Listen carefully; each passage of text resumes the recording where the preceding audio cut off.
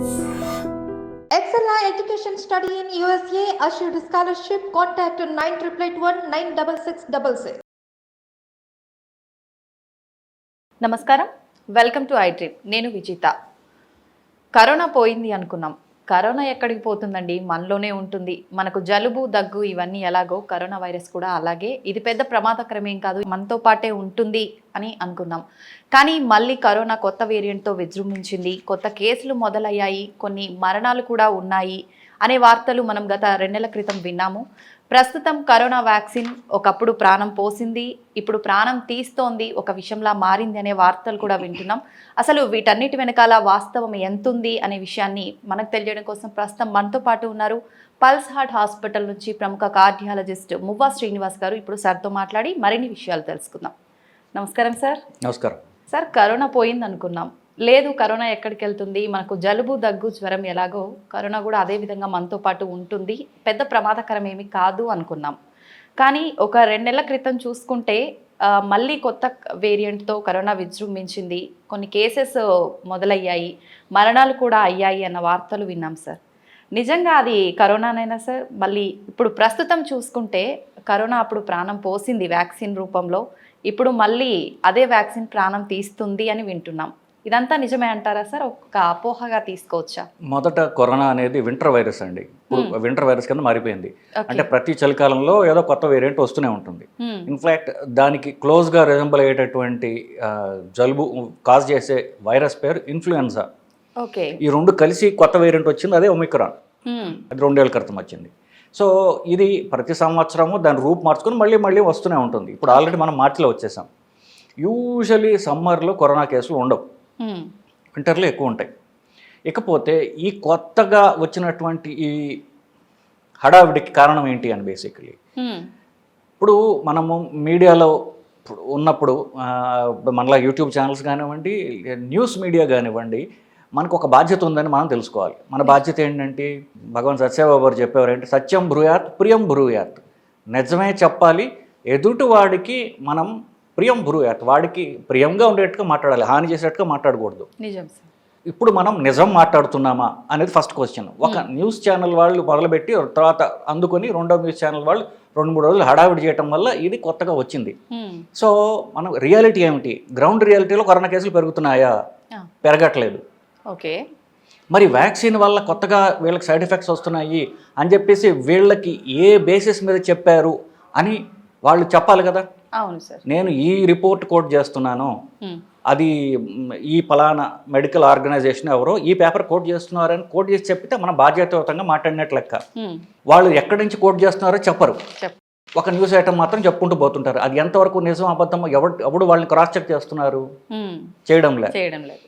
అసలు నిజం చూస్తే ఒక సైంటిఫిక్ పేపర్ అంటూ వచ్చింది, నేను కాదంటలా. ఆ సైంటిఫిక్ పేపర్లో వాళ్ళు స్టడీ చేసింది అమెరికాలో వ్యాక్సిన్స్. ఇది బేసికలీ. సో మీరు చూసినట్లయితే నీకు అండర్లైన్ కూడా చేశాను. ఇక్కడ ఏం రాస్తున్నారు? COVID-19 mRNA vaccines lesson learn from the trials and global vaccination campaign. mRNA vaccine అసలు ఇండియాలో ఇవ్వలా.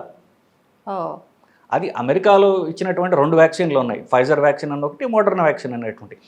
దానివల్ల ఏమి సైడ్ ఎఫెక్ట్స్ వచ్చాయని వాళ్ళు అమెరికాలో స్టడీ చేసి వాళ్ళు పేపర్ ప్రొడ్యూస్ చేశారు. దానికి దీనికి సంబంధమే లేదు కదా. సో అంటే ఏమిటి, తెలుసో లేకపోతే కావాలనో చేసి ఉండొచ్చు. అంటే మన సోర్స్ ఆఫ్ ఇన్ఫర్మేషన్ చెప్పాం మనం. ఎందుకు? We don't want to reveal our source of information because it's wrongly represented.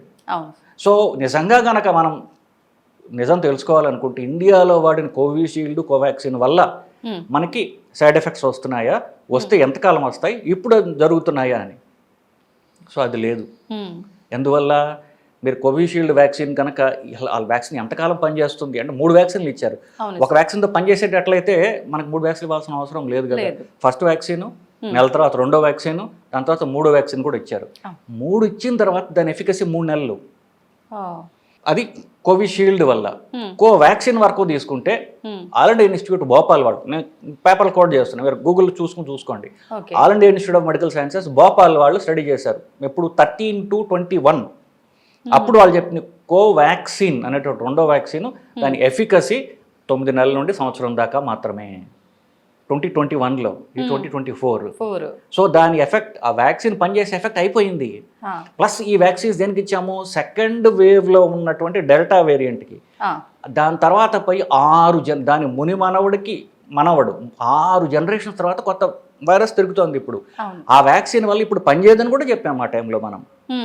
So ఇప్పుడు నడిచేది అంటే లాస్ట్ డిసెంబర్లో వచ్చిన JN1 వేరియంట్కి అప్పుడు 21లో వచ్చినటువంటి సెకండ్ వేవ్లో వచ్చిన దానికి పోలికే లేదు అసలు.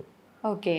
సో అప్పుడు వ్యాక్సిన్ వల్ల చనిపోతున్నారు అని ఇప్పుడు భయపెట్టడం అనేది ఒకటి బాధ్యతారాహిత్యం, లేదా పూర్తిగా దాన్ని చదవకపోవడం. చదవకుండా మన ఏదో సెన్సేషనల్ న్యూస్ ఒకటి మనం ఇద్దాం అనేది. అది ఒక అపోహ అని తీసుకోవాలి అంటే సార్, మామూలుగా కూడా జనాల్లో ఒక చిన్న సందేహం ఏముందంటే, కరోనా వ్యాక్సిన్ వేయించుకున్న తర్వాత బాడీస్ అన్ని చాలా వీక్ అయిపోయినాయి, మాకు చాలా ఎఫెక్ట్ అయ్యింది అన్న ఒక రీజన్ వాళ్ళ దగ్గర ఉంది. కాబట్టి ఇలాంటి అపోహలు ఇవి వాస్తవం కాకపోయినా నమ్మే ఛాన్స్ ఎక్కువగా ఉందేమో అనుకుంటున్నాను సార్. ఉంది, కానీ మన బాధ్యత ఏంటని చెప్తున్నాను. ఇప్పుడు మీరు నమ్మరు, ఇది ఎప్పుడైతే న్యూస్లో వచ్చిన తర్వాత ఒక అతను నాకు ప్రతిరోజు 2-3 మెసేజ్లు పెడుతున్నాడు. విపరీతంగా పానిక్ అటాక్లో భయభ్రాంతుడైపోయాడు ఆయన. ఓకే. ప్రతిరోజు 2-3 మెసేజ్లు, కొన్ని నేను ఆన్సర్ చేశా. బట్ నాకున్న బిజీ స్కెడ్యూల్లో అన్ని మెసేజ్కి ఆన్సర్ చేయలేను. అంటే ఏమిటి, అతను తక్కువ పట్ల అతను అంత భయపడిపోయి పానిక్ అటాక్లో ఉన్నాడు. ఇప్పుడు అతనికి అంత మనం డిస్కంఫర్ట్ క్రియేట్ చేయడం అంత సబబా తప్పు న్యూస్ తోటి? అవును సార్. సో మనం చెప్పేది నిజం చెప్పాలి, చెప్పేట బాధ్యతాయుతంగా చెప్పాలి, జనాలకు మంచి చేసే విధంగా ఉండాలి. దిస్ ఈజ్ రాంగ్ రిపోర్టింగ్ ఒకటి. సో ఇప్పుడు జనాల భయభ్రాంతులు, కరోనా వైరస్ ఉంది ఇప్పుడు మనందరికీ అనుకున్నాం. ఇప్పుడు జనరల్గా మెడిసిన్లో ఎలా ఉంటుందంటే డ్రగ్ రియాక్షన్ అనుకోండి, డ్రగ్ వాడుతున్నంతసేపు దాని రియాక్షన్ ఉంటుంది. ఓకే. డ్రగ్ ఆపేస్తే దాని రియాక్షన్ ఉండదు. డ్రగ్ ఎలర్జీయో ఎఫెక్ట్ అనుకోండి, మందు తీసేస్తే దాని ఎఫెక్ట్ ఉండదు. కరోనా వ్యాక్సిన్కి బాగా స్ట్రెచ్ చేసిన తర్వాత కూడా 1 year దాని వ్యాక్సిన్ పవర్. అందుకే బూస్టర్లు కావాలి అన్నారు. సో 21లో వచ్చింది, 22 కల్లా దాని ఎఫెక్ట్ అయిపోయింది కదా. బట్ 24లో దాని గురించి హడావిడి ఎందుకు? ఇది ఇప్పుడు అందరూ మెడిసిన్ గురించి తెలియక్కల్లా వాళ్ళ పేపర్ చదివినప్పుడు ఒక డాక్టర్తో కూడా డిస్కస్ చేయాలి. దీనిలో వాళ్ళు ఏం చెప్తున్నారు, మనం దీన్ని స్టోరీ చేసేటప్పుడు, న్యూస్ స్టోరీ చేసేటప్పుడు how to present that story. ఇది ఇంగ్లీష్ మీడియాలో ఉండదండి. ఇంగ్లీష్ మీడియా అంటే భారతదేశంలో ఉన్న ఇంగ్లీష్ మీడియాలో ఫర్ ఎగ్జాంపుల్ ద ప్రింట్ అలాంటి ఉన్నానుకోండి, వాళ్ళు త్వరగా రీసెర్చ్ చేస్తారు. ఓకే. సో వాళ్ళకి సైంటిఫిక్ ఆర్టికల్స్ రాసేటటువంటి వేరే కరెస్పాండెంట్స్ ఉంటారు, వాళ్ళు త్వరగా రీసెర్చ్ చేసి ఈ స్టడీస్ నేను కోట్ చేస్తున్నానని చెప్తారు. మన తెలుగు మీడియాలో అంత బాధ్యతారహితంగా మన రిపోర్టింగ్ చేయడం లేదు. ఒకవేళ స్టోరీ ఉండొచ్చు, ఆ స్టోరీని ఎక్స్పర్ట్తో కూర్చొని మాట్లాడి దీనిలో నిజాలు ఏంటి చెప్పినట్లయితే ప్రజలకు నిజంగా ఉపయోగం. మనకు స్టోరీ చేయడం కాదుగా, ఆ స్టోరీ వల్ల నెగిటివ్ ఇంపాక్ట్ వచ్చేటట్లయితే కనుక దాని పర్యవసానాలు ఏవైతే ఉన్నాయో అవంటే మనం బాధ్యులం కదా. నిజమే సార్. సో మనుషులకి కర్మ సిద్ధాంతం ఐడియా ఉండకపోవచ్చు, నమ్మకం ఉండకపోవచ్చు, but you are singularly responsible. ఎందుకు, మన వీడియో చూసే లక్షల్లో ఉండొచ్చు. అంత మందిని మనం అనవసరంగా అంటే అకారణంగా భయభ్రాంతులు మనం చేస్తున్నాం. అవును sir. So this is wrong reporting. అయితే సార్ ఇందాక నేను అడిగాను కదా, ఇది రాంగ్ రిపోర్టే. ఓకే, అంటే చాలా మంది కరోనా వ్యాక్సిన్ తర్వాత మేము ఇవన్నీ ప్రాబ్లమ్స్ ఫేస్ చేస్తున్నాము అని, వాటన్నిటికీ రీజన్ వ్యాక్సిన్ కాదని చెప్పొచ్చా సార్? సరే, వ్యాక్సిన్ వల్ల నిజంగా అసలు సైడ్ ఎఫెక్ట్స్ లేవా అది నెక్స్ట్ క్వశ్చన్. సో దీని గురించి ఇండియాలో స్టడీస్ చేశారండి. తర్వాత ఇదే వ్యాక్సిన్ మన బ్రిటిష్ వ్యాక్సిన్ బేసికలీ. సో ఇంగ్లాండ్లో వచ్చింది, బ్రిటిష్ ఇన్ఫ్లుయెన్స్ ఉన్నటువంటి దేశాలు చాలా మంది, ఆస్ట్రేలియాలో, ఇండియాలో అంతా వాడారు. ఆస్ట్రేలియాలో ఒక స్టడీ చేశారు దీని మీద. సో ముఖ్యంగా ఈ న్యూస్ ఐటమ్ ఏదైతే ఉందో దానికి 2 రకాల కాంప్లికేషన్లు చెప్పారు. ఒకటి రక్తం గడ్డలు కట్టడం, రక్తంలో ప్లేట్లెట్స్ తగ్గిపోవడం, ఇది ఒకటి. ఆ రక్తం గడ్డలు కట్టి రకరకాల అవయవాలకు పోవడం, మెదడు, తర్వాత కన్ను, గుండె, రకరకాల అవయవాలకు పోవడం, అది ఒకటి. కూడా నరాలు ఎఫెక్ట్ అవ్వడం. సో ఫస్ట్ రక్తం గడ్డలు కట్టుకొని చూద్దాం. సో రక్తం గడ్డలు కట్టి చూసుకుంటే దాని ఇన్సిడెన్స్ ఏంటంటే 1,00,000లో 2కి, 60 ఏళ్ళు దాటిన వాళ్ళకి 1,00,000లో 3కి, ఏజ్డ్ వాళ్ళలోనేనా సార్? ఏజ్డ్ వాళ్ళ 3కి, 60 కంటే తక్కువ ఉన్న వాళ్ళలో 2కి. 1,00,000 మందికి వ్యాక్సిన్ ఇస్తే 2కి తప్ప మిగతా అందరినీ కాపాడింది కదా. సో ఈ 2కి వచ్చాయా అంటే వచ్చాయి. బట్ మీరు అంటే మనం ఫోకస్ ఎక్కడా ఉంది అని, మనం ఫోకస్ నెగిటివ్ మీద పాయింట్ చేస్తున్నామా, మన ఫోకస్ అది చేసిన మంచి మీద చేస్తున్నామా? 1,00,000 మంది ఇద్దరు రావడం అనేది వాళ్ళ బ్యాక్గ్రౌండ్ ఏమిటో కూడా మనకు తెలియదు కదా. వాళ్ళకి ఇంకా జబ్బులు ఉన్నాయేమో, వాళ్ళకి వాళ్ళకి శరీర రోగ నిరోధక శక్తి వీక్గా ఉందేమో, వాళ్ళకి ఇమ్యూన్ మీడియేటెడ్ హెచ్ఐవి ఉందేమో, మనకేమీ తెలియదు బేసిక్లీ. పేపర్ అంటే అది, పేపర్ని జాగ్రత్తగా చదవడం అంటే అది. ఓకే. సో రక్తం గడ్డలు కట్టేది చూసుకుంటే 2 to 3 per 1 lakh. ఓకే. భారతదేశంలో అంటే 150 కోట్ల మంది ఉన్నారు. సో నెంబర్ ఎక్కువ ఉండొచ్చు, బట్ ఇన్సిడెన్స్ ఎంత అని చూసుకుంటే అంత ఇన్సిడెన్స్. ఇది కూడా ఫస్ట్ డోస్ ఇచ్చిన తర్వాత 42 రోజుల్లో ఈ ప్రాబ్లమ్స్ వచ్చాయి, రక్తం గడ్డలు కట్టడం. ఫస్ట్ డోస్ ఇచ్చిన తర్వాత 2021 ఇస్తే 1.5 పాటు ఈ రిస్క్ ఉంటుంది వాళ్ళకి. ఇప్పుడు ఎన్నేళ్ళు అయిందండి? సో లాస్ట్ ఇయర్ అందరికీ సడన్ డెత్లు చచ్చిపోయారు, జిమ్లో చేస్తూ చచ్చిపోయారు. దీనికి అంతటి కరోనా వ్యాక్సినే కారణం. హార్ట్ అటాక్స్ కూడా చాలా వచ్చాయి కదా సార్, దానికి కూడా రీజన్ వ్యాక్సిన్. నేను చెప్తున్నాక ఫస్ట్ డోస్ ఆఫ్ వ్యాక్సిన్ ఇచ్చిన తర్వాత 4 to 42 days లో దీని ఎఫెక్ట్ చూస్తున్నారు. సో నెలన్నరే కదా, అప్పుడు ఇచ్చిన తర్వాత 3 ఏళ్ళ తర్వాత చచ్చిపోతున్నారు అనడం అది అవగాహన రాహిత్యమే కదా. మనం సరే వాళ్ళ ఇంటెన్షన్ తప్పు అని తీసేద్దాం, అవును సార్, వాళ్ళ అవగాహన రాహిత్యమే కదా. ఇప్పుడు ఇట్లాంటి అవగాహన రాహిత్యం ఉన్నప్పుడు మీరు అవగాహన పెంచుకోవాలి తప్ప దాన్ని న్యూస్ ఐటమ్ చేయకూడదు. Right sir. సో అది ఫస్ట్ది. రెండవది నరాలు దెబ్బతినేసి వాళ్ళకి అది ఏంటంటారే మన ఇంగ్లీష్లో గులిన్-బారీ సిండ్రోమ్ అంటారు. నరాలు దెబ్బతింటాయి, తీవ్రంగా దెబ్బతింటాయి కాదంట్లా. అది ఏ రియాక్షన్ కైనా వస్తాయి. వైరస్ ఇన్ఫెక్షన్ రావడం కూడా సహజమే. కరోనా వల్ల రావచ్చు, కరోనా వ్యాక్సిన్ వల్ల కూడా రావచ్చు. అది మన భారతదేశంలో చేసిన స్టడీ ప్రకారము 108 మందికి వచ్చింది. అది కేరళలో ఒక స్టడీ చేశారు, అది కూడా 2021లోనే. ఆ మెయిన్ ఆధార్ పేరు మరమొత్తం ఎటాల్, కేరళలో చేశారు. ఈ గులిన్-బారీ సిండ్రోమ్ అని చూస్తే 8.1 per 1 lakh, 108 మందికి వచ్చింది. మీరు మిగతా వాళ్ళందరూ సేవ్ అయ్యారు, సక్సెస్ అయిపోయినట్టు. సో మనం ఏం రిపోర్ట్ చేస్తాం? ఇప్పుడు ఆ వ్యాక్సిన్ సక్సెస్ఫుల్ అంటామా, లేకపోతే 8 మంది వచ్చిన కాబట్టి ఫెయిల్యూర్ అంటామా? ఎక్కువగా నెగిటివ్ మాట్లాడతారు కదా సార్. అది మనం చూసే దృష్టి లోపం కదా, దృష్టి దోషం కదా. మరి ఇంతమందిని కాప్పుడు ఇది ఎన్ని మందులండి, మందులకి పాజిటివ్ ఉంటుంది, నెగిటివ్ ఉంటుంది. మీకు బెనిఫిట్ ఎంత, రిస్క్ ఎంత చూస్తాం. బెనిఫిట్ ఈజ్ 108 మంది తప్ప ఇంతమందిని కాపాడుతుంది. అది రిస్క్ 8 మందికి వచ్చేటువంటి అవకాశం ఉంది. So you will give it కదా. సో మనం వాట్ యూఆర్ టాకింగ్ అబౌట్ అనేది క్వశ్చన్ బేసికలీ. ఇది ఇప్పుడు ఏ మందు అయినా పూర్తిగా 100% సేఫ్ అనే మందు ఉండదు కదా. దానివల్ల ఎక్కువ బెనిఫిట్ ఉంటుంది, కొంత రిస్క్ ఉండొచ్చు. ఎవరికి వస్తుందో మనకు తెలియదు, ఎవరికి అలర్జీ వస్తుందో మనకు తెలియదు.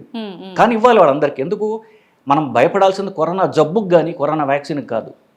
ఇప్పుడు ఒక బీపీ వాళ్ళకి కొన్ని బీపీ మందు రాస్తానండి, ఫస్ట్ క్వశ్చన్ ఏం అడుగుతారంటే వాళ్ళు, దీనికి సైడ్ ఎఫెక్ట్స్ ఏంటి సార్ అంటే నేనేమంటానంటే సైడ్ ఎఫెక్ట్స్ అంటూ కొన్ని ఉన్నాయండి, దాని ఎఫెక్ట్ ఏమిటి ముందు, దాని ఎఫెక్ట్ ఏమిటి, బీపీ తగ్గిస్తుంది, దానివల్ల మీ పక్షవాతం రాదు, హార్ట్ అటాక్ రాదు, హార్ట్ ఫెయిల్యూర్ రాదు. కానీ 100 మందిలో కొంతమంది కాళ్ళవాపులు రావచ్చు. సో మనకి బీపీ తగ్గడం ద్వారా ప్రివెంట్ చేసే జబ్బులను చూస్తున్నారా?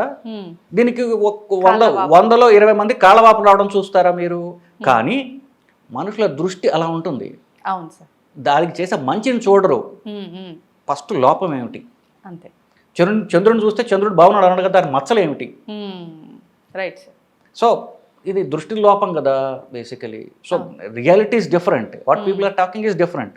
వాళ్ళ ఇంటెన్షన్ పక్కన పెడదాం. అయితే సార్ ఇప్పుడు 1,00,000లో మనకు 8 మందికి, 1,00,000లో ఒక 2కి వచ్చే ఛాన్సే ఉంది అన్నారు కదా సార్.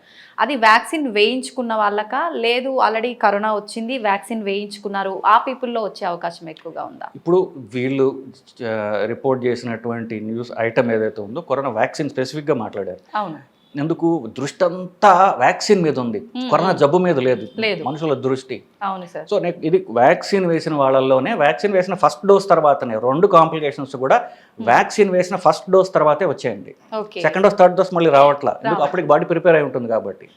సో ఇది వ్యాక్సిన్ వరకు మాత్రమే. కరోనా వల్ల కూడా రావచ్చు. ఫర్ ఎగ్జాంపుల్ నరాల ప్రాబ్లం అని చెప్పాను, అది 8.1 per చెప్పాను. కరోనా వల్ల కూడా నరాలు ఎఫెక్ట్ అవ్వచ్చు, అది 9.4 per lakh, అది కూడా. సో దాని నుంచి మాట్లాడట్లా, ప్యూర్గా వ్యాక్సిన్ వల్ల మాత్రమే మాట్లాడతాం. ఇంకా అంటే చాలా అపోహలు సార్, అదొక విషము అని కూడా అన్నారు, దాని గురించి ఏం చెప్తారు సార్? వీళ్ళందరికీ ఇప్పుడు అపర సరస్వతి గూగుల్, అంతే, అందరికీ గూగుల్లో సెర్చ్ చేయాలి. గూగుల్ సెర్చ్ చేస్తే మీకు ఒక 20 ఐటమ్స్ వస్తాయి. ఫస్ట్ క్లిక్ చేస్తాము, క్లిక్ చేసేటప్పుడు వాడు ఎవడు, మాట్లాడేవాడు ఎవడు, అసలు మెడికల్ జర్నలేనా, లేకపోతే ఒక నాన్ మెడికల్ వాళ్ళు మాట్లాడుతున్నారా, లేకపోతే అసలు మెడిసిన్తో సంబంధం లేని వాళ్ళు మాట్లాడుతున్నారా, లేకపోతే ఒకటి పర్సనల్ ఎక్స్పీరియన్సా అని చూడట్లేదు కదా. క్లిక్ కొట్టి దాని గురించి మాట్లాడటమే. ఇది కూడా మనుషుల ఏమంటే సెలక్షన్ బయాస్ అంటారు. మనుషులు చూసేటప్పుడు మనం దేన్ని చదువుతున్నాము అని చూడకుండా ఇవి చేసేటటువంటి అమాయక పనులు నిజానికి బేసికలీ.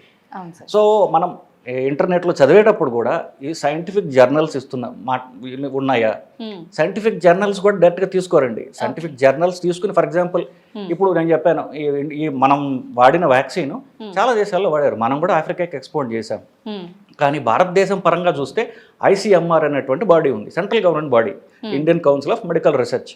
వాళ్ళు మనం వాడిన వ్యాక్సిన్లో మన దేశంలో ఎన్ని కాంప్లికేషన్లు వస్తాయో మనకు చెప్తారు.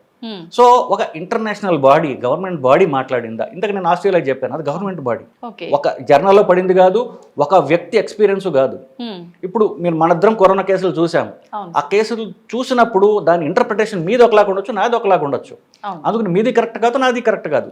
మనిద్దరిది కలిసి ఒక బోర్డుకి ప్రజెంట్ చేసి వాళ్ళు 10 మంది కూర్చుని, పెద్ద తలకాయలు కాస్త తెల్ల జుట్టు ఉన్నవాళ్ళు, వాళ్ళు కూర్చుని ఇది వీళ్ళిద్దరిది కరెక్టా కాదా అని చెప్పిన తర్వాత ఒక కన్సెన్సస్కి వస్తారు. అది అప్పుడు గైడ్లైన్ కింద వస్తుంది. అది తప్ప నా ఎక్స్పీరియన్స్ అని ఒకళ్ళు, నా జర్నల్లో ఏదో ఒక ఆర్టికల్ పడిందని ఒకళ్ళు, ఇది కరెక్ట్గా మనం బాధ్యతాయుతంగా చేసేదైతే కాదు. బేసికల్ ఇదంతా ఒక ట్రాష్ అంతే, ఒక అవగాహన లేకుండా చెప్పేదే వ్యాక్సిన్ వల్ల మనకి ఎఫెక్ట్ లేదు అని అంటారా సార్ ఫైనల్గా? వ్యాక్సిన్ వల్ల సైడ్ ఎఫెక్ట్స్ ఉన్నాయా? ఉన్నాయి.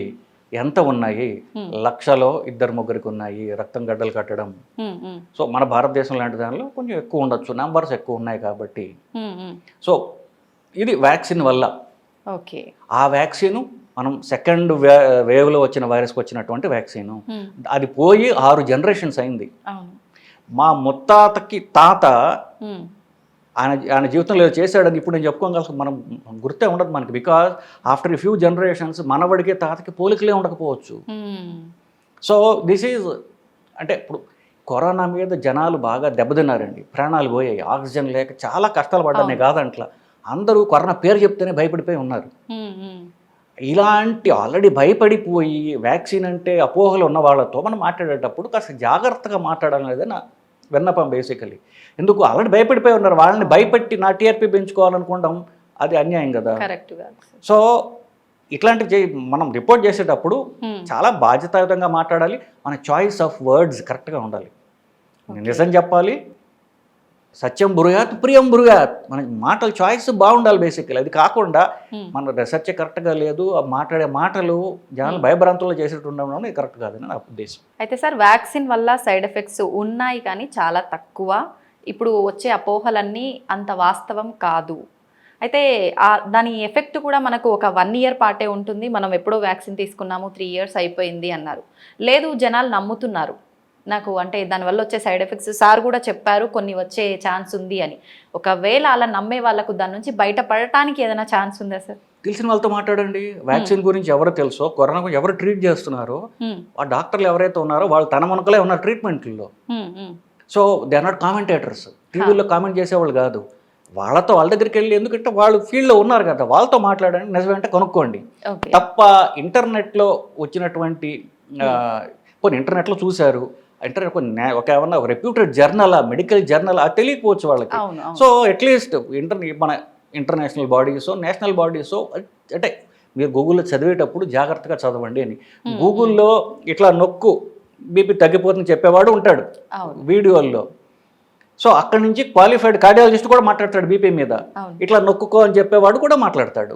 ఇప్పుడు ఎవరిని తీసుకోవాలంటే 2 వీడియోలు ఉంటాయి, ఏది తీసుకోవాలి అనేది చూసేవాడు బట్టి ఆధారపడి ఉంటుంది. సో నేను మందులన్నీ ఆఫీస్ ఎట్లా నొక్కుంటూ కూర్చుంటే ఆ బీపీ వల్ల మనకి కాంప్లికేషన్ రావచ్చు కదా. So are you going to go and blame that fellow for talking like this? You are not. ఎందుకు? రెస్పాన్సిబిలిటీ మీది కాబట్టి ఫైనల్లీ. సో ఇంటర్నెట్లో సైంటిఫిక్ ఇన్ఫర్మేషన్ చూసేటప్పుడు మీరు దాని మీద డౌట్స్ ఉన్నట్టయితే cross check with people who know it. Doctor దగ్గరికి వెళ్ళి అడగండి, ఇప్పుడు ఇది ఎంతవరకు నిజము, నాకేమైనా రిస్క్ ఉందా, రిస్క్ ఉంటే నేను చేయాలి మాట్లాడండి. తప్ప ఈ ఏంటంటే ఈ ఒక అవాస్తవమైన రిపోర్ట్ మీద విపరీతమైన భయపడిపోయి ఇదంతా చేయడం అనేది అమాయకత్వం, చాలా జాలి వస్తుంది వాళ్ళని చూస్తే నాకు. సార్ కొంతమంది అంటారు, మీరు బాగానే చెప్తున్నారు, ఇప్పుడు సైడ్ ఎఫెక్ట్స్ వస్తున్నాయి అని చెప్పినవన్నీ మేము ఫేస్ చేశాము, ఈ హార్ట్ అటాక్ మాకు తెలిసిన వాళ్ళే రీసెంట్గా, అంతకుముందు అంతా బాగున్నాడు, ఇలా జరిగింది. ప్లేట్లెట్స్ విషయానికి వస్తే చాలామంది వ్యాక్సిన్ తర్వాత, కరోనా ఇష్యూ వచ్చిన తర్వాతే ఇట్లా డౌన్ అయిపోయి హాస్పిటల్లో అడ్మిట్ అయ్యి చాలా సివియర్ అయిన వాళ్ళు కూడా ఉన్నారు. మీరేంటి ఇలా చెప్తున్నారు అనే వాళ్ళు కూడా ఉంటారు కదా సార్. కాంప్లికేషన్స్ ఉన్నాయి, డెఫినెట్గా ఉన్నాయి. బట్ ఆ ఇన్సిడెన్స్ తక్కువ ఉంటుంది. ఓకే. బట్ మన దేశం లాంటి దాంట్లో నంబర్స్ ఎక్కువ ఉంటాయి. నిజంగా మనం షుగర్ కోటెడ్గా చెప్పాలి అంటే కరోనా నుంచి ఎవరూ తప్పించుకోలేరు. మీరు మాస్కులు పెట్టుకుంటే కరోనా ఆగదు. ఓకే. సో ఇన్ఫ్యాక్ట్ తర్వాత వేరియంట్స్కి చాలా దేశాలు, మన భారతదేశంలో కూడా చేసాం. ఏంటి, ఒమిక్రాన్ వచ్చినప్పుడు పెద్ద లాక్డౌన్ పెట్టలేదు కదా. ఎందుకు, ఈ తర్వాత వైరస్లు చాలా మైల్డ్ వైరస్లు, దానివల్ల మనకు ప్రాణాలు పోయేటటువంటి స్టేజ్ రాదు. దాని నుంచి మనం కాపాడుకోలేము. వస్తుంది, ఎన్నిసార్లు మీకు జలుబులు వస్తున్నాయి, ప్రతి సంవత్సరం జలుబు వస్తుంది కదా. ఇది కూడా అంతే, దానివల్ల ప్రాణాలు పోయే స్టేజ్ రాదు. సో దాని భయపడకండి అని చెప్పారు బేసిక్లీ. సో లాక్డౌన్ కూడా పెట్టలేదు, ఒమిక్రాన్ వచ్చినప్పుడు లాక్డౌన్ లేదు. అందరూ ప్రపంచం అంతా కూడా వాళ్ళ పని వాళ్ళు చేసుకుంటున్నారు. ఎవరైతే లాక్డౌన్ పెట్టారో, ఫర్ ఎగ్జాంపుల్ చైనా, తీవ్రమైన ప్రాబ్లమ్స్ వచ్చే వాళ్ళకి. సో కరోనా నుంచి ఎవరు తప్పించుకోలేము. ఆ కరోనా ప్రాణాలు తీయట్లేదు ఇప్పుడు. సో జస్ట్ రిలాక్స్, వస్తే వచ్చింది, కానీ 2 రోజులు తుమ్ముతాము, గొంతు నొప్పి వస్తుంది, అయితే 2 రోజులు ఆవిరి పెట్టుకుంటాము, లేకపోతే స్టెప్సిల్స్ మింగుతాం, you are done with it. Okay. తప్ప ఆ ఎక్స్పీరియన్స్ వల్ల ఇప్పుడు మనం భయపడటం అనేది కరెక్ట్ కాదు. నేను చెప్పేది, ఆ వైరస్ వేరు పూర్తిగా, ఈ వైరస్ వేరు పూర్తిగా వేరు. సో రెండింటినీ మీరు క్రోడీకరించుకుని అలాగ మళ్ళీ ఉంటుంది అని అనుకోవడం అనేది సత్యానికి దూరంగా ఉన్నట్టే లెక్క. అసలు ఛాన్సే లేదంటారు, మనకి ఇంకా ముందు వచ్చే వేరియంట్లు కూడా ప్రాణాలు తీసేంత ప్రమాదకరం కాదు అని. ఇప్పుడు చెప్పినట్టుగా మనకి చూస్తున్నాం కదా, first wave, second wave, third wave చూసాం. ఈ వైరస్ ఎటుపక్క వెళ్తోంది అనే డైరెక్షన్ చూసినట్లయితే, వైరస్ని ఫస్ట్ మన ఓపెనింగ్ స్టేట్మెంట్, కరోనా అనేది మనుషుల నుంచి పోదు, మనుషుల్లోనే ఉంటుంది. మనం కొత్త ట్రీట్మెంట్లు తీసుకొస్తుంటే అది మార్పు చెందుతూ ఉంటుంది. ఎందుకు, ఈ లక్షణం ఎక్కడ నేర్చుకుంది, ఇన్ఫ్లుయెన్జా దగ్గర నుంచి ఈ లక్షణం నేర్చుకుంది. అది ప్రతి సంవత్సరం కొత్త వైరస్ వస్తుంది, మీరు పెట్టే ట్రీట్మెంట్లు దాటి కొత్త వైరస్ వస్తుంది, రూపు మార్చుకొని మారు వేషంలో వస్తుంది బేసికలీ. సో ఇది మైల్డ్ వైరస్. ఇది పోయే డైరెక్షన్ ఎట్లా ఉందంటే, మనుషుల్లో ఎక్కువ ఇన్ఫెక్టివిటీ ఉండేటట్టుగా ఉన్నది. అది మ్యాలిగ్నెంట్గా మనుషుల్ని జబ్బు, సెకండ్ వైరస్లో, సెకండ్ వేవ్లో లాగా మనుషులు లంగ్ డ్యామేజ్ చేసేసి అట్లాగా ఆ డైరెక్షన్లో లేదు. డెఫినెట్గా ఫ్యూచర్లో, ఫర్ ఎగ్జాంపుల్ 2024 వింటర్లో మళ్ళీ కొత్తది వస్తుంది కదా మనకి, అది డెఫినెట్గా మైల్డ్గానే ఉంటుందంటే అది ఎవరూ చెప్పలేరు అది బేసిక్లీ. బట్ అది వెళ్ళే డైరెక్షన్ చూస్తూ ఉంటే మైల్డర్ వైరస్లే వస్తాయి, కానీ ర్యాపిడ్గా స్ప్రెడ్ అవుతాయి. అంటే పాపులేషన్ మొత్తం 2 రోజులు ఎఫెక్ట్ అయిపోతుంది. అందరికీ 2 రోజులు దగ్గుతారు, 2 రోజులు జ్వరం వస్తుంది, ఆఫీస్కి పోతారు అంతే. ఈ డైరెక్షన్లో వైరస్ వెళ్తోంది. అలా అని చెప్పేసి కొత్త వైరస్ రాదంటే మనకు తెలియదు, మనం కంట్రోల్ చేయలేము. బికాస్ ది నేచర్, మనం అంతా బతికే గాలి ఏదైతే ఉందో అందరికీ ఒకటే కదా, you cannot change that. But the direction బట్టి చూస్తే ప్రాబబ్లీ అంత బ్యాడ్ వైరస్ వచ్చే అవకాశం తక్కువ. ఇంకా ముందు వచ్చే ఇలాంటి వేరియంట్లని తట్టుకోవాలి అంటే మనం, అంటే బాడీలో ఇమ్యూనిటీ పెంచుకుంటే సరిపోతుంది అంటారా సార్? నిజానికి సరిపోతుంది, కానీ ఆ ఇమ్యూనిటీ గురించి కరెక్ట్గా సెప్టెంబర్లో, అక్టోబర్లో గుర్తొస్తుంది అందరికీ. ఆ ఇమ్యూనిటీ పెరగాలంటే ఏం చేయాలి అంటే, మీ జనరల్ హెల్త్ స్టేటస్ పెరగాలి, బాడీలో ఇన్ఫ్లమేషన్ తగ్గాలి, అంటే ఫ్యాట్ తగ్గాలి. ఫ్యాట్ 2 రోజుల్లో తగ్గుతుందా, నాకు అర్జెంటుగా నాకు ఇమ్యూనిటీ పెరగాలండి, నాకు ఏం మందులు ఇస్తారు మీరు అంటే, ఇవ్వడానికి చాలా ఆల్టర్నేటివ్ మెడిసిన్స్ ఇచ్చేవాళ్ళు చాలామంది ఉన్నారు. ఇది వేసుకో, నువ్వు అది వేసుకో, 2 రోజుల్లో నీకు ఇమ్యూనిటీ పెరిగిపోతుంది అని. 2 రోజులు పెరిగేది ఇమ్యూనిటీ కాదండి. 2 రోజులు పెరిగేది వాళ్ళ మానసిక స్థితి మారుతుంది. ఏదో ప్లాసిబో అంటారు, అంటే ఏదో తీసుకున్నాం మనకు బాగుంటుందిలే అనుకోవడం తప్ప నిజానికి పెరగదు. సో బాడీలో ఇన్ఫ్లమేషన్ తగ్గాలంటే బరువు తగ్గాలి. బరువు తగ్గడానికి ఇంకా 6 నెలలు, సంవత్సరం పడుతుంది. నెలకు 1 కిలో తగ్గితే 1.5 to 1 to 1.5 కిలో. సో మీరు బరువు తగ్గండి, శరీర దారుఢ్యం పెంచుకోండి, బికమ్ స్ట్రాంగర్. అప్పుడు మీ ఇమ్యూనిటీ బాగుంటుంది. అప్పుడు మీకు ఇట్లాంటివి వచ్చినా మీరు తట్టుకుని నిలబడతారు. సో మనం ఉండేది 100 కిలోలు, 100 కిలోలు షుగర్ ఉంటుంది, 100 కిలోలు షుగర్ ఉంటుంది బేసికలీ. సో షుగర్ ఉంటే, షుగర్ ఇస్ ఇన్వైటింగ్ ఆర్గానిజమ్స్. మీరు చూడండి, షుగర్ ఉన్న వాళ్ళల్లో చాలా కామన్గా అంటారు ఇన్ఫెక్షన్స్ వస్తాయి, తగ్గవు పుండ్లని, యూరినల్ ఇన్ఫెక్షన్లు, అక్కడ అన్ని ఇన్ఫెక్షన్లు అనేది. మరి ఇవన్నీ ఉండి మనకి ఇమ్యూనిటీ పెరగాలంటే ఎలా పెరుగుతుంది?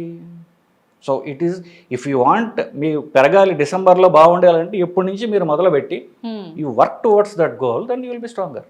హెల్దీ లైఫ్ స్టైల్ మెయింటైన్ చేయాలి మన ఇమ్యూనిటీని పెంచుకోవడానికంటే ఎటువంటి ఫుడ్స్ తీసుకోవాలి సార్ ఎక్కువగా మనం డైలీ రొటీన్? ఫుడ్ తీసుకోకూడదండి. అదేంటి సార్? ఫుడ్ తీసుకుంటే హెల్తీగా ఎట్లా అవుతాం? ఉపవాసం is the best basically. Okay, అలా రోజు ఉపవాసం ఉండలేము కదా సార్? అది తెలివితేటలు. సో మనకి ఆకలి చంపుకోవడానికి తినాలి, క్యాలరీస్ లేనివి తినాలి. ఇన్ఫ్యాక్ట్ ఇప్పుడు చాలామంది ఇప్పుడు చూడండి, సినిమాలో హీరోని చూస్తాం, ఎంత బాగుంది, సిక్స్ ప్యాక్ ఉన్నది. ఇప్పుడు మహేష్ బాబు 47-48 అని ఎంత బాగా మెయింటైన్ చేస్తున్నాం అంటాం, కానీ అదే మనకి రావాలి మనం ట్రై చేయం. ఎందుకు? కష్టం కాబట్టి. మనకి ఫ్రీగా సుఖపడకుండా అన్నీ జరగాలి, బేసిక్గా ఇబ్బంది పెట్టకుండా అక్కబడాలి. ఇప్పుడు see what is my best, మనకు మై బెస్ట్, నా వర్క్ ఏంటంటే how I shape my body. నా శరీరాన్ని నేను ఎంత అందంగా కానివ్వండి, ఎలా తీర్చిదిద్దుకుంటాను అనేది కదా. అవును సార్. అది takes time, it takes work, and that's your best production basically. మీకు 100 కోట్లు ఉండొచ్చు కాక మీరు ఆరోగ్యంగా లేకపోతే ఏం చేసుకుంటారు డబ్బు? So your work should be on your body. ఇప్పుడు మగైనా ఆడైనా సరే వాళ్ళు అందంగా ఉండాలనుకుంటారు కదా. అందంగా ఉండడం ఎట్లా? నేను లావుగా ఉంటాను, లావుగా ఉండి నేను మేకప్ వేసుకుంటానంటే ఎట్లా? How do shape your body? Me fat తక్కువ ఉండి మగవాళ్ళు మస్క్యులర్గా, ఆడవాళ్ళు అంటే ఇప్పుడు మరి బాడీ షేమింగ్ అంటారేమో, హెల్తీ లుక్, ఫిట్ లుక్ ఉందనుకోండి, that is self is advertisement కదా. సో మనుషులకి తమకు తాము మీద సెల్ఫ్ ఎస్టీమ్ పెంచుకుంటే that it self will act your health. Okay. So they should work. మీరు అడిగిన క్వశ్చన్. సో దానిలో భాగంగా మనం తినేప్పుడు ఆ మైండ్ సెట్ డెవలప్ చేసుకుంటే వాళ్ళు నేను ఏం తినాలి అని ఫస్ట్ ఆలోచిస్తారు, ఎంతసేపు వర్కౌట్ చేయాలని ఆలోచిస్తారు basically. So problem sorted out కదా. ఓహో, ఆనందం ఉంటుంటే నాకు బరువు పెరుగుతుంది, పొట్ట పెరుగుతుంది, మరి నేనేమో స్లిమ్గా ఫిట్గా ఉండాలనుకుంటున్నాను కదా, అలా ఆలోచించడం మొదలెడతారు బేసికలీ. నేను కనీసం 2 పూటలు అనంతం కూడా నేను ఉండలేను సార్ అంటే, పోనీ ఎక్సర్సైజ్ చేయండి, అది తిన్నది కరిగించడానికి. ఎక్సర్సైజ్ చేయడానికి నాకు టైం లేదు, నేను చాలా బిజీ. మరి ఎట్లా వస్తుంది హెల్త్? ఎక్సర్సైజ్ చేయడానికి మీకు చూడండి, బిజీ అంటే అది రిలేటివ్ కదా. బిజీ అంటే మనం అనుకున్నవి, మన ఇంపార్టెన్స్ ఒక వస్తువులకి ఒక సిరీస్ ఆఫ్ టాస్క్ అవే చేస్తున్నాం, మనం మిగతా ఇంపార్టెంట్ కాదు అనుకుంటున్నాం బేసికలీ. హెల్త్ కంటే ఇంపార్టెంట్ ఏముంటుందండి? If you are fit, you can do a job better, you will be a better person for your family. Everything depends on the person's health. ఇప్పుడు చాలా high earning జాబ్లో ఉండి 40 ఏళ్ళకి heart attack వచ్చి మంచాన్ని పడ్డాడు అనుకోండి, ఎందుకు ఆ job? He's a burden to himself and his family. So your attitude should be how healthy should I be, how fit will I be. ఫిట్గా ఉన్నట్లయితే ఆ ఫస్ట్ యాటిట్యూడ్ డెవలప్ చేసుకుంటే నేను ఏం తినాలి, ఎంతసేపు పని చేయాలి, నేను రన్నింగ్ చేయాలా, జిమ్కి వెళ్ళాలా, అన్ని క్వశ్చన్స్ విల్ బి ఆన్సర్డ్. అన్నీ క్యాలిక్యులేటెడ్గా ఫాలో అయిపోతుంటారు. ఆటోమేటిక్గా వస్తుంది, బికాజ్ యాటిట్యూడ్ ఈజ్ మనం ఏం చేయాలి అని వస్తే అప్పుడు యూల్ నో. అడుగుతారు, జిమ్కి వెళ్తారు, లేకపోతే అలాంటి వాడి దగ్గరికి వచ్చి అడుగుతారు ఏం తినాలి, ఏం తినకూడదు, జిమ్కి ఎప్పుడు వెళ్ళాలి అడుగుతారు. సో అంటే ఆ దృష్టిలో వీళ్ళు ఆలోచించడం లేదు కాబట్టి వీళ్ళు హెల్త్ ఉంటారు. అయితే మొత్తానికి వ్యాక్సిన్ వల్ల సైడ్ ఎఫెక్ట్స్ అయితే ఉన్నాయి, కానీ అవి కొంత మాత్రమే, అందరిలో కాదు అని అంటారు సార్ ఫైనల్గా. ఇంకా ముందు వచ్చే వేరియంట్స్ నుంచి మనం బయట పడాలి, రాకుండా చూసుకోవాలి అంటే మన బాడీలో ఇమ్యూనిటీని పెంచుకుంటే సరిపోతుంది. అంతే కదా సార్? అంతే. Thank you sir, thank you very much. నమస్తే.